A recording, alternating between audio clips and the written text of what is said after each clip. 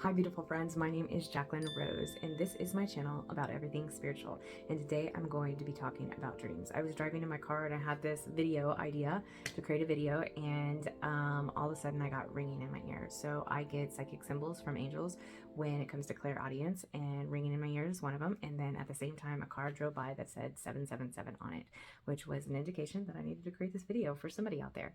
So I'm going to talk about three different things. One is going to be about lucid dreaming, one is going to be about sleep paralysis, and the other one's going to be about kind of decoding these dreams and how I do it.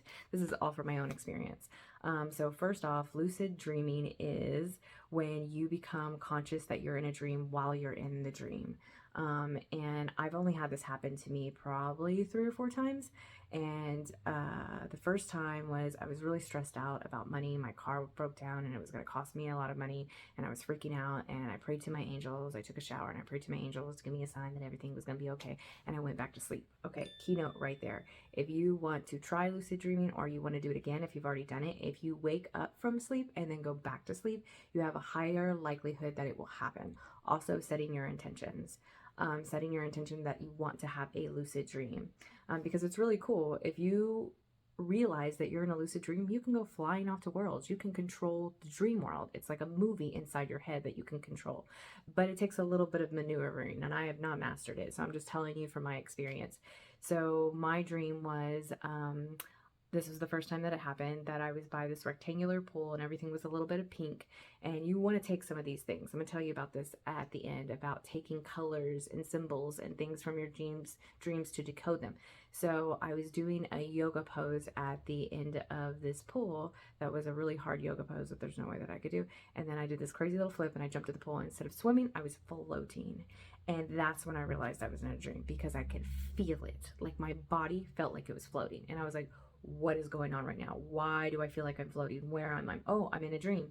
And then I looked up and I saw this little hand in the air, kind of like this, a drawing of a hand, and it was drawing me, and I was asleep, and I was like, oh my God, I'm asleep. And then immediately I woke up. So that was my first experience with lucid dreaming.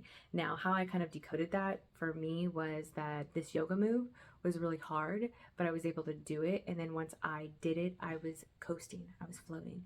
And so I felt like that was a message from spirit saying that like life and situations will be hard, but eventually you'll get through it and you'll coast and float through life. So that was how I interpreted it. Everybody's different. So, it depends on what you pull from the dream and what you see from it. So now I'm going to go on to sleep paralysis. So this has only happened to me once, thank the fucking Lord. So this happened to me when I was 18, and I was living with my mom in her boyfriend's home, and I was laying in my bed, I was sleeping, and I woke up, and all of a sudden I couldn't move my body. Like my mind was like working, my eyes were working, but my body was paralyzed, and it felt like somebody was holding me down on my chest. It was the craziest experience. I did not like it. I freaked out and I got out of it. So then I was like, okay, I don't know what that was. Then I went back to sleep and it happened to me again right afterwards. And I freaked out so much that I got up and I went into my mom's room and I cuddled with my mom and told her something freaky happened. And I felt like there was a really like negative presence around me. And so I just wanted to get out of there. And I'm not like a cuddler with my mother. So that tells you how like intense it was for me. Now, after doing a little bit of research, there are several different opinions of why this happens, or theories. One opinion is depending on if you have evil attachments attached to you. A lot of people report that they see a witch during sleep paralysis, and they all describe the witch as being the same, which is fucking weird. Or they see shadow people. If you have ever looked into paranormal experiences, which I was really fascinated with that years ago, especially when I was younger, shadow people is not a good thing to be seeing. So sometimes some religions, some cultures believe that like there's attachments to you and they're able to control you through these dreams. I just saw 444, which means protection. And so they're able to control you or frighten you or take your energy through these sleep paralysis experiences. So that's one theory. And then another theory, like a scientific theory, is that you are so when you sleep, your body goes into paralysis where you can't move, or you would be like hitting people and stuff. And so what happens is you wake up consciously during that phase of sleep paralysis. You wake up consciously, but you can't like move your body because it's still in that phase. And because your mind's still in the dream state, you start to hallucinate. The only thing that doesn't make sense is that people have seen the same witch in many of their sleep paralysis stories. So why would they be seeing the same thing if it was just something of the mind? I don't know. I just know that it was fucking freaky. And I know that during that period in my life, I was 18, I was partying, I was not hanging around people that I should be hanging around, I was not doing things that I should be, I was not living the life that I'm living today. So I just saw 555. There is a high likelihood that there was something attached to me, or there was something that followed me, or there was something holding me down. And so I don't know. You get to, do your own detective work for your own journey, but this is what happened to me, and these are kind of the things that I have discovered from it. And last but not least is your interpretation of dreams. So if you're somebody like me, I haven't always had vivid dreams, but in the last 3 years since my awakening, they have been very vivid for me. And so what I do in my notes portion of my phone, because you lose your dreams, like you don't remember all of them. And so I'll remember bits and pieces of my dreams. So in the notes in my phone, as soon as I get up, I'll grab my phone and I'll write down, like, it's under dreams, and I'll just write down different like notes about it. Like I saw something blue, or I saw water, or whatever you see that stands out to you. And I did this for a long time. I have like a long list of all this, and a lot of them had stuff to do with wedding dresses. So you can go and you can get a book if you would like, and find a book that decodes these dreams, or you can use wonderful world of Google. And that's usually what I do, is I kind of just take the symbols from it, and then I kind of match it up to where it could be in my life. Sometimes there's a shitload of stuff hidden in your subconscious brain, and when you're dreaming, sometimes those things come up in your subconscious brain to show you something. Also spirits. I've had conversations with my past grandmother that had passed away during a dream. I had set the intention that I wanted to talk to a relative during my dream state, and this was before I had an awakening. And that night I had a dream where I sat down and I talked to my grandmother. I don't know what we were talking about, but I remember sitting at a table and talking to her. So if you write down symbols, this will help you jog your memory, and then you can kind of decode what things are. Like I have all the wedding dress ones, which I remember looking it up, why I had wedding dresses on my mind all the time. I don't know. There was always stuff about wedding dresses.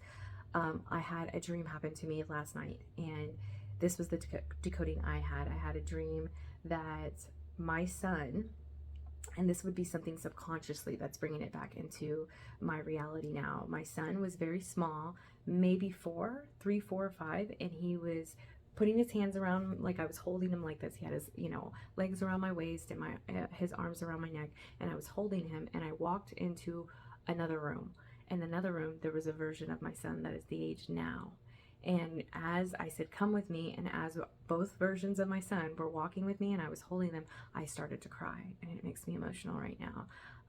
I started to cry because I missed the version of my son, and I woke up crying this morning. I just started bawling because I, as a mom, have a lot of guilt that I was not more present when my son was that age.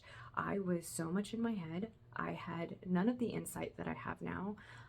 I was always thinking of things to do and worst case scenarios, and I was never really present, and I was never soaking up the moment, and I really, really have guilt around that for me, and I feel like that was my subconscious showing me that, and it's something that I need to heal, because I do have a lot of guilt about motherhood. I just do. There's a lot of things that I wish I would have done differently. I know that I've learned a lot. This is what I teach. I learned a lot. I've taken away a lot from motherhood, but at the same time, like, it still bothers me because I can't go back to those stages. Like, your kids are only small from like birth to 5 years old, and once it's gone, and it's never coming back. And I feel just regret. I feel regret that I can't go back to those stages and just be in awe of my son when he's younger. But I also woke up thinking, but you have the stages that he is in now. And if you keep regretting the stages that he was in, you're not going to be present in these stages. So be present now. Be with him now. And so these are certain ways that you can really like interpret your dreams or take things away from your dreams. They're really important. There's messages being brought to you from your brain, through angels, through ancestors. And if you can keep a log of it, it will really help you throughout your life. But these are all, I have tons of experiences through psychic abilities and dreams, but these are the ways that really have helped me. I set my intentions. If I want to have a lucid dream, I wake up. If I never want to have sleep paralysis again. No, no, no, don't thank you. Don't want that. And then I write down all of the symbols that I can get from it. Last night, I went in my meditation, I had a symbol of a train, a subway train. And so I wrote that down and was able to look up the meaning for that. So like, we just have to really pay attention to what's going on around us and take that information to be able to help you in your daily life. But I hope you got something from this, and much love. Holler.